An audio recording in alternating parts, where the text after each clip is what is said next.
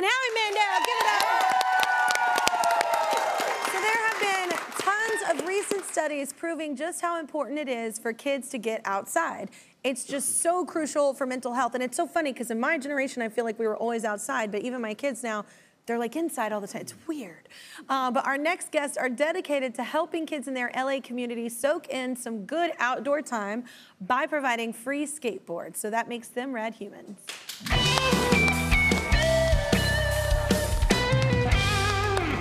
From Javelina Skate Company, let's say hi to Kelly and Alex. Hello, y'all. Welcome them. So let me introduce you to everybody. So you both have a long history with skateboarding, so tell us about it. Yeah, so back in the early 90s when skateboarding was just exploding The in grunge LA. phase, yes. Yes, Yeah. yes. Right. So Yeah. everyone was skateboarding. My brother was skateboarding. All of my friends were skateboarding. Yeah. And I fell in love with it. And because of that, because of my brother's skateboarding, he told my mom, you know what, you should open up a skate park. And she did. She opened up the very first skate park in LA. Wow. And I loved it, was always there. I loved it so much that I worked there and I practically lived there. I love that. So how did you get involved? Me, I started skating when I was 13. Wow. Ended up getting sponsored when I was about 18. So my wife here, 7 years ago, buys me some wheels. So that started it all up again. That was it. I've been off and running for the past 7 years, at least twice a week.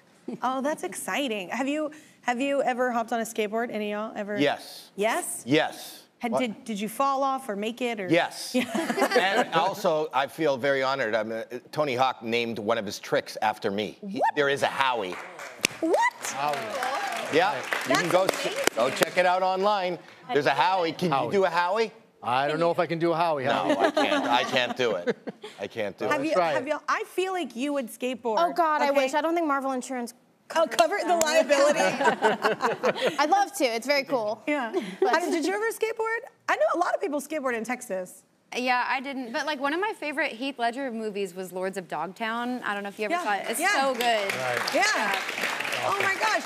Wait, so how did you get into giving free skateboards? How did this happen? So with the pandemic happening, kids are indoors or separated, you know, having to basically play by themselves. We knew, you know, just with our love of skateboarding, we wanted to help them do something with that. Yeah. So I got my phone, we called Alex, Coach Alex, and we started doing these videos. And we posted them like on our Instagram and everything. And he's teaching them the basics. He's teaching them how to do a tic-tac, how to ollie.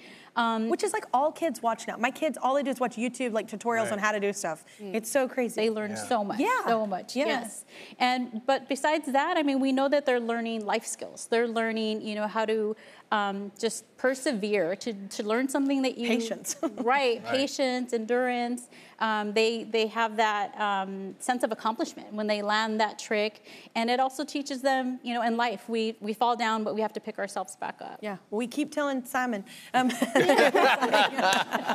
Well, tell us how you got Javelina up and running.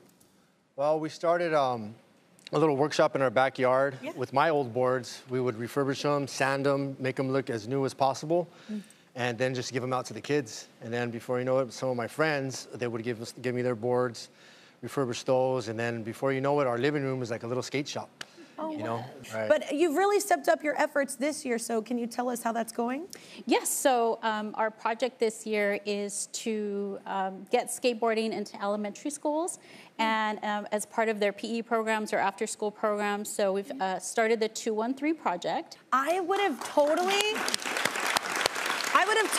said that's like so early for kids to do it, but my kids, so they're like at I think they were 5 and 7 whenever they, or maybe 4 and 6 when they were like, we want skateboards, and I'm like, all I heard was ER visit like in my head, and I was like, this is not a good idea, but I love my baby, so I guess I'll just get them a bunch of pads and get out there with them. And they're actually, it's really smart to teach them so young because they're actually better at like figuring out their core. They're like lower to the ground. It's like actually really smart to teach them. They love it. They literally just do it in our backyard, and they want to go. And there's a future in it now. It's now an Olympic sport.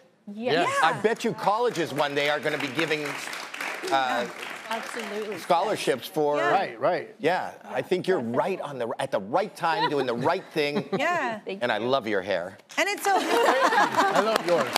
wasn't talking to you. I'm talking to your wife. Beautiful, shiny, beautiful. You have a beautiful head of hair, young lady. Perfect. Why would you win? I don't know if I should be jealous, but it's Howie Mandel, so I'll let it go. It made me uncomfortable. Oh my God, I love you so much, Howie. You are killing my makeup today. My makeup game is, ugh. Well, here is something to help you get to the goal that y'all have. We've reached out to our friends at Powell Peralta Skateboards, an industry leader for over 45 years, so they know what they're doing. They love the work that you're doing and they want to help, so they are donating 60 skateboards, which is worth $6,000 to the 213 Project. To help out. Awesome, thank you And so it's much. so cool what you're doing because I don't think kids are getting outside enough anymore. And it's such a cool thing to give them some kind of fun thing to do and one day maybe be in the Olympics. That could be. And maybe be pulling a Howie.